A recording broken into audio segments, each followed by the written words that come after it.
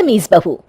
सभ्यता से भरपूर शास्त्री परिवार की इकलौती बेटी मोहिनी को बचपन में ही पढ़ाई के लिए विदेश भेज देते हैं, जहां से वो सालों बाद ग्रेजुएशन पूरी करके इंडिया वापस आती है, जो अब संस्कार, सभ्यता, संस्कृति जैसी चीजों से कोसों दूर होती है।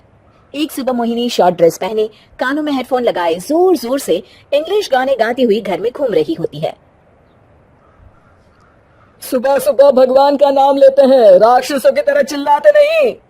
पॉप्स, आपको अच्छे गाने की बिल्कुल समझ नहीं है, सो ठीक है, चलो।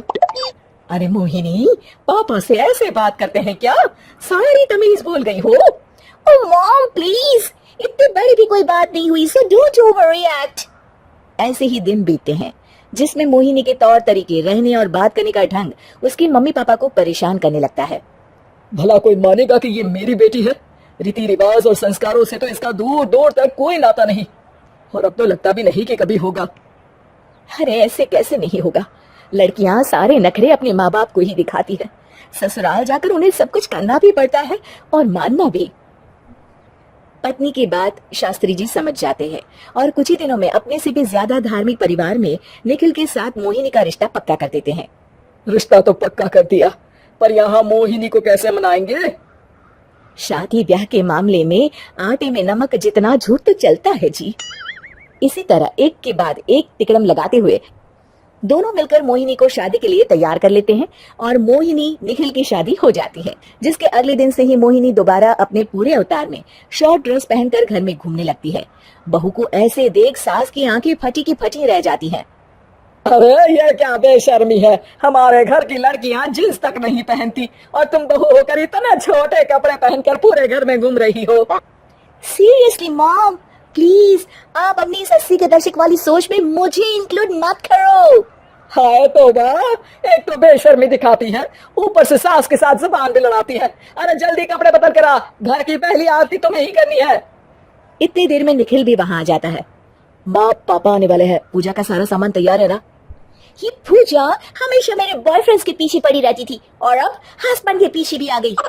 मोहिनी की बातें सुन सास तो अपना सिर पकड़ लेती है, लेकिन निखिल किसी न किसी तरह उसे पूजा के लिए कन्विंस करके कपड़े चेंज करने के लिए भेज देता है, जिस पर पूजा खत्म होने के बाद वो एक बार फिर अपनी शॉर्ट ड्रेस में आ जाती है। बहू, यह क्या तरीका है? संस्कार नाम की कोई चीज है या नहीं? नहीं ससुर जी, संस्कार मेरा दूसरा बॉयफ्रेंड था, अब तो मेरा उससे कोई कांटेक्ट नहीं है। मोहिनी का जवाब सुन के ससुर तो भगवान नाम जपते वहां से चले जाते हैं, लेकिन सास बहू के बीच कहासुनी फिर शुरू हो जाती है, जिसे इग्नोर करते हुए मोहिनी घर से बाहर चली जाती है और देर रात घर वापस आती है। मोहिनी, मैं जानता हूँ कि तुम विदेश में रही हो और तुम्हें वहीं की आदत है, पर यहाँ चीजें कुछ अलग है। अगर तुम उस हिसाब से कुछ एडजस्ट कर लो तो सबके लिए सही हो जाएगा। I am not in a lecture mood. Good night. अगली सुबह मोहिनी देर से उठकर एक बार फिर उसी तरह सबके सामने आती है, जिस पर उसके सास कुछ बोले उससे पहले ही मोहिनी के दोस्त मोनिका और रचिल वहां आ जाती हैं।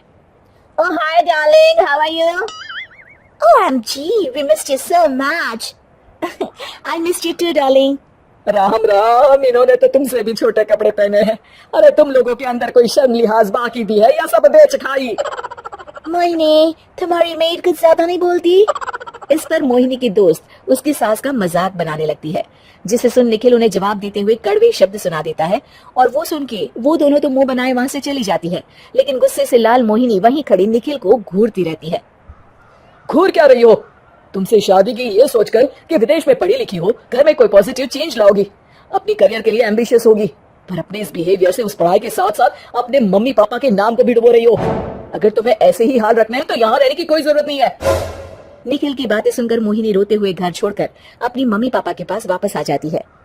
ससुराल में सब कुछ ठीक तो है? वो अपने आप को समझते क्या है? मोहिनी पर चिल्ला रहे हैं? मैं क्यों उसके इशारों पर चलूं? मैं अपनी लाइफ अपने तरीके से जीना चाहती हूँ और वो ना आप लोगों को मंजूर था और ना ही उन्हें है। तुम यहाँ नहीं रह सकती। अपने पापा की बात सुन के मोहिनी हैरान रह जाती है। हाँ, तुमने बिल्कुल सही सुना। अगर तुम्हें अपने इस घमंड, बेशर्मी और बदतमीजी में ही जीना है तो तुम यहाँ भी नहीं रह सकती। बेटी, मैं मानता हूँ हमारे यहाँ रीति रिवाज बहुत मायने रखते हैं और हमने उन्हीं के ओवरडोज से बचाने के लिए तुम्हें विदेश भेजा था। एक लड़की जो शादी करके घर और बच्चे संभालती है, उससे तुम अपने आप को ज्यादा समझ सको, इसके लिए भेजा था। तुम उससे ज्यादा समझो और बनो, पर तुम तो किसी दूसरी ही ट्रेन में चढ़ गई बेटा। उसके मम्मी पापा बहुत देर तक मोहिनी को सारी बातें समझाते हैं, जिन्हें सुनकर मोहिनी को अपनी गलती का एहसास होता है।